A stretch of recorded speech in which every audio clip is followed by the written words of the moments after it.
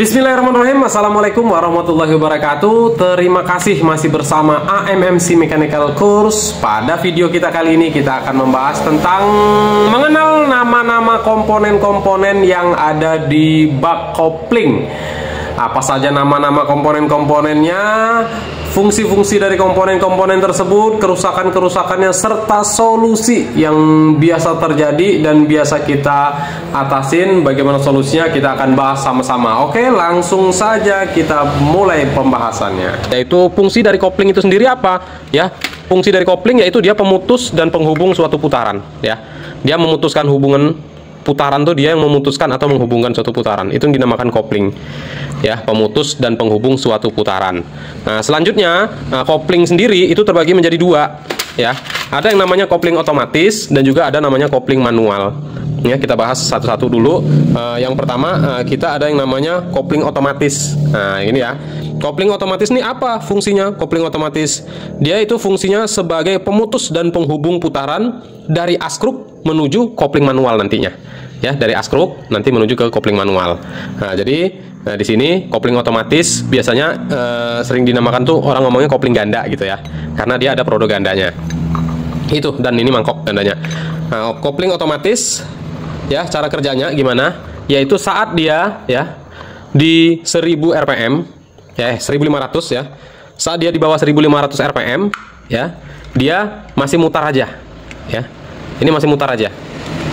Gandanya masih mutar. Namun setelah digas sedikit ya, 1500 rpm itu gimana sih maksudnya? 1500 putaran per menit. Nah, jadi 1 menit itu 1500 putaran. Kalau nggak percaya hitungin dewe ya. Gimana repot yang hitungnya ya. Istilahnya gampangnya gini aja, motor langsam gitu aja ya. Kalau motor langsam deng deng deng deng deng deng, itu perkiraannya tuh 1500 rpm.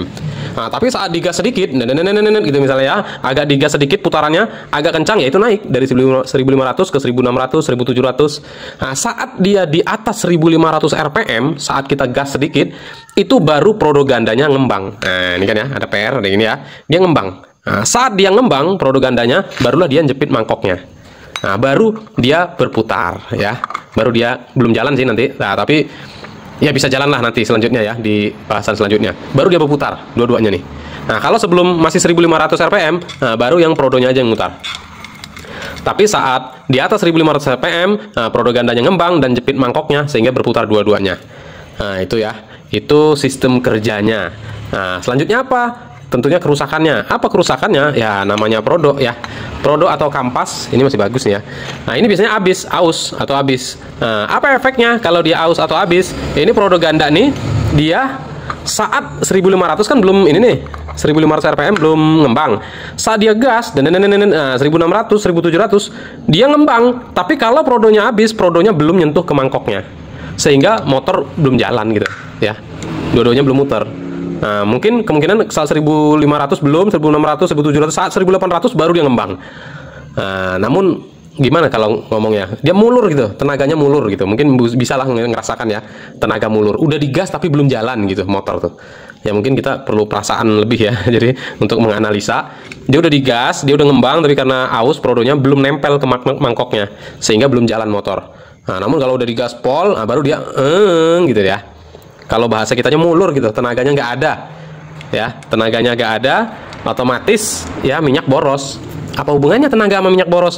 Kan gasnya udah dipelintir ya, karburator udah nyemburkan minyak, tapi motor belum jalan, sehingga minyaknya terbuang percuma, nggak jadi tenaga. Nah, sehingga terjadilah yang sering orang mengatakan, gimana nih motor nih tenaga nggak ada, minyaknya boros. Itu salah satu penyebabnya, ini prodonya habis. Ya, selain prodo habis juga, kalau prodonya habis sampai lama-lama nggak diganti-ganti sampai besi, akhirnya mangkoknya kemakan nih ya. Nah, kalau udah mangkoknya kemakan ya terpaksa kita harus ganti mangkoknya juga. Ya, jadi makanya kalau udah tenaga mulur-mulur dikit-dikit, segera ganti prodonya, prodo gandanya, agar supaya dia tidak ngabisin mangkoknya. Jadi double yang dibeli. Ya, harusnya bisa beli prodo ganda aja. Kalau nggak diganti-ganti itu biarin mulur-mulur tenaganya, biarin lama-lama. Itu bukan solusi ya, dibiarin-biarin ya. Lama-lama mangkoknya habis. Kalau mangkoknya habis juga, ya udah beli dua-duanya, prodo dan mangkok. Lumayan tuh harganya.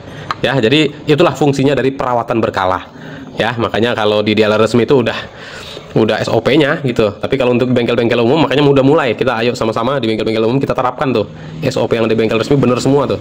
ya. Kalau udah ada gejala-gejala, mungkin masih dilihat ini udah mulai aus, diukur atau dilihat, itu untuk segera diinformasikan ke yang punya motor untuk segera dilakukan penggantian sebelum menjalar ke yang lainnya. Oke ya, ini ya Prodo ganda, kopling ganda atau kopling otomatis. Mungkin bisa dimengerti ya. Selanjutnya next ada juga yang namanya kopling manual. Ya, kalau tadi kopling otomatis, sekarang kopling manual nih. Nah, kopling manual gimana maksudnya nih fungsinya kopling manual? Dia pemutus dan penghubung putaran dari askruk menuju transmisi. Nah, nanti ke gigi transmisi larinya, ke motor langsung jalan nanti.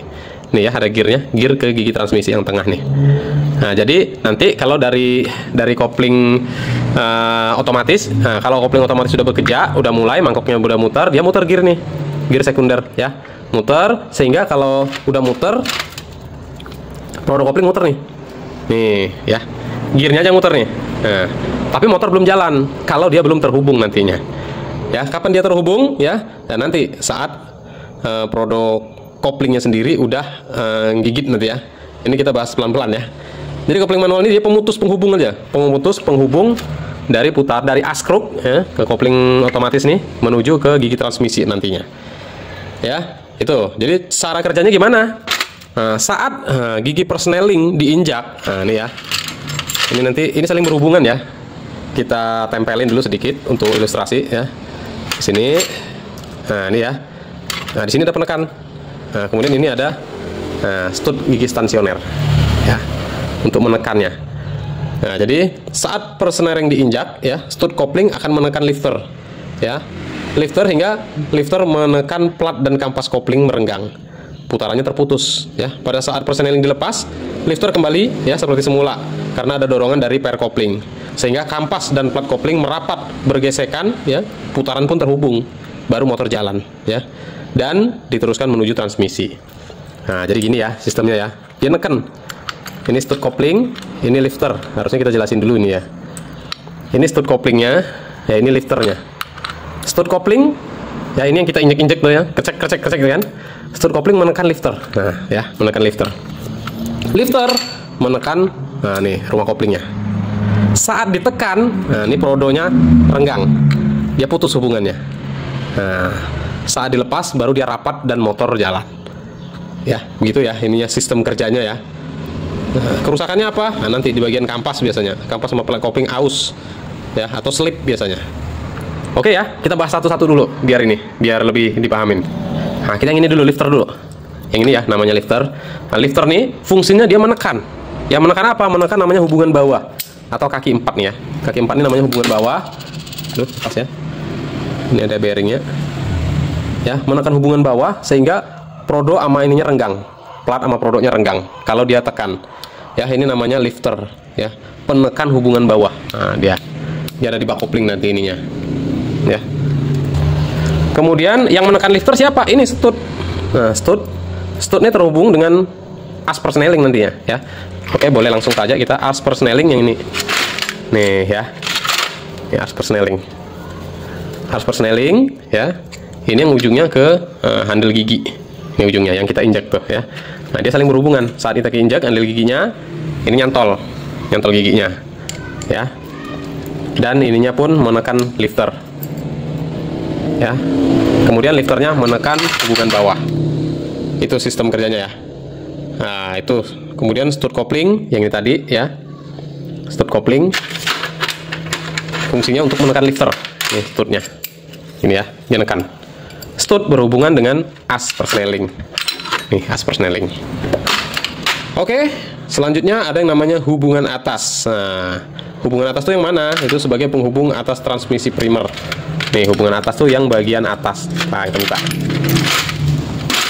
Sorry. Ini yang hubungan atas. Nah ini ya. Hubungan atas dia sekaligus atau penutup nih, penutup rumah kopling. Nah boleh tuh. Hubungan atas atau penutup rumah kopling. Ini sebagai penghubung bagian atas transmisi primer. Kerusakannya apa nih? Ini bisa rusak juga nih. Apa kerusakannya? Nah karena dia bergesekan dengan kampas langsung di sini ya. Nah nih. Ini bisa aus nih. Haus nih bagian sininya, ini masih tebal. Nah, habis ini lama-lama tipis. Nah, kali ini tipis, ya kopling pun bisa slip gara-gara ini. ya, gara-gara hubungan atas nih kopling bisa selip. Walaupun produk koplingnya nanti baru ya, jangan hati-hati ya. Nah, kalau hubungan atas nih atau penutup rumah koplingnya ini udah aus, sudah habis, sudah tipis, ini bisa terjadi selip. Nah, jadi hati-hati, nanti dicek dulu apakah ininya udah aus apa belum. Ya, nah, kalau kita bongkar, cek dulu. Kalau habis, aus, itu perlu dilakukan penggantian solusinya ya, nggak bisa dilas-las, nggak bisa. Oke ya, itu yang hubungan atas. Selanjutnya hubungan bawah ya. Nah, hubungan bawah atau yang kaki 4 ya, hubungan bawah atau kaki 4 nih. Nih, kita buka aja langsung nih. Ini hubungan bawah atau kaki 4 sama kerusakannya, karena ini juga langsung nempel ke prodok. Pokoknya langsung ke prodok. Nah, kalau prodoknya udah lama, udah keras, bahkan udah habis, itu bisa makan, dia bisa ngerus. Ininya bisa tipis. Nah, ini masih tebal, lama-lama tipis. Ini hubungan bawah ya. Nah, kalau hubungan bawah, hati-hati juga, ini ada kaki 4-nya. Untuk pemasangan hati-hati, jangan terlalu ngencengin bautnya nanti. Ya, jangan terlalu pakai tenaga ekstra. Nah, karena ini aluminium lembut. Ini kita udah berapa kali nemukan yang ininya patah, kaki 4-nya jadi kaki 3 gitu ya, jadi kaki 2 ya. Hati-hati, ini lembut aluminium, jadi yang ngencenginnya pakai torsi yang ya ada ukurannya. Nah, tapi kalau bahasa bengkel umumnya ya kira-kira gitu ya, pakai perasaan gitu, jangan pakai tenaga full ya, sebenarnya ada torsinya ya. Oke, ini hubungan bawah ya atau kaki 4, dia bekerjanya mendapat tekanan dari lifter tadi. Oke, selanjutnya ada juga yang namanya rumah kopling. Nah, ini rumah kopling nih ya. Ini rumah kopling itu fungsinya sebagai tempat dudukan kapas kopling ya. Kapas kopling nempelnya di sini. Nah, hati-hati nih di sini. Ah, ini udah mulai kegerus. Ya, ini ya. Nah, udah mulai ada garis-garis, harusnya datar, tebal ya, sehingga nanti terjadi oplak gitu ya. Nah, kalau udah oplak, nah ini ya bisa menimbulkan bunyi. Ini lama-lama habis juga nih. Hati-hati karena dia bergesekan langsung sini. Itu sih kerusakannya ya untuk rumah kopling. Kemudian di belakangnya rumah kopling ini ada namanya gigi sekunder. Gigi sekunder itu gigi besar gini ya. Gigi besar apa fungsinya? Itu sebagai penghubung ke sini, ke gigi primer, ke prodo ganda tadi ya, atau kopling otomatis. Ada gearnya, ini primernya yang kecilnya, sekundernya yang besar. Ya, dia itu fungsinya sebagai penghubung putaran antara gigi primer dan gigi sekunder, antara kopling otomatis dengan kopling manual. Dia penghubung ya. Kerusakannya apa nih? Kerusakannya biasanya aus, bisa juga nih ausnya sama gigi ketemu gigi kan ya. Nah, ini bisa aus. Kalau aus itu biasanya tapi jarang kita mendengar ya, itu biasanya tertimbullah suara berdengung gitu ya. Nah, jadi kalau dengar suara dengung kayak gitu, itu bisa dipastikan nih karena gigi sekundernya ini udah mulai aus. Ya, solusinya ganti aja, tapi ini jarang terjadi gitu ya. Oke, selanjutnya di dalam gigi sekunder ini ya, itu ada namanya karet peredam. Nah, karet kopling, karet rumah kopling kalau ngomong ya. Dia untuk meredam getaran atau hentakan yang terjadi pada kopling. Ini lagi nggak, ini dibukanya harus digerenda ya, digerenda, dan dia pakai paku tanam masangnya. Dia ada di dalam ini. Kebetulan ya, alhamdulillah belum goyang, ya masih bagus nih. Biasanya ada yang goyang gitu, oplak gitu ya. Itu biasanya karetnya udah hancur atau udah aus dalamnya. Gantinya harus digerenda ini. Nggak ada bautnya ini mainin gerenda, nanti masangnya main paku tanam ya, paku tanam itunya. Oke, ini ya. Next, selanjutnya komponen selanjutnya ada juga per kopling. Nah, ini jelas ya. Per kopling ini fungsinya untuk merapatkan kampas dan plat kopling ya, atau mendorong flitzer ke posisi semula ya. Kalau udah ditekan, yang mengembalikan tuh ya ini per kopling. Ya, kampas kopling ini tekan tuh. Nah, kalau tekan renggang, nah dia ngerapatkan lagi ya ini. Ya, kerusakannya apa nih kalau per kopling? Yaitu dia kan neken gaya pegasnya lemah lama-lama ya. Kalau dia udah lemah ya, sehingga kurang rapat kampas dan plat koplingnya, sehingga nggak maksimal. Selip, bisa juga selip. Nah, itu sih saling berhubungan ya. Ini bisa mengakibatkan selip, bukan hanya produk koplingnya aja ya yang bikin selip. Semua komponen bisa mengakibatkan selip. Kalau pernya lemah pun, walaupun prodonya baru, platnya baru, semua baru, kalau pernya lemah itu bisa mengakibatkan selip juga ya. Itu ya untuk per kopling ya. Solusinya ganti baru aja lah, lebih simpel, atau ganti yang lebih keras ya. Nah, tapi kalau lebih keras itu biasanya kampas koplingnya lebih cepat habis juga karena tekanannya lebih gerus, tapi tenaga lumayan, lebih akselerasinya lebih cepat karena gigitannya, jujutannya lebih bagus ya. Tapi efeknya dia lebih cepat habis kampasnya. Ya ganti yang standar aja lah, tergantung kebutuhan ya. Kalau kebutuhan kita standar ya standar aja gantinya, biar nggak lemah lagi. Oke, next selanjutnya itu ada as persneling dan pengungkitnya.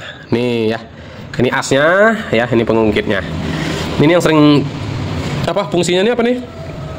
Untuk mengoperasikan atau memutarkan botol sidrum nanti untuk ganti giginya ya. Saat kita injak as persnelingnya ya, itu untuk kelancaran semuanya ya.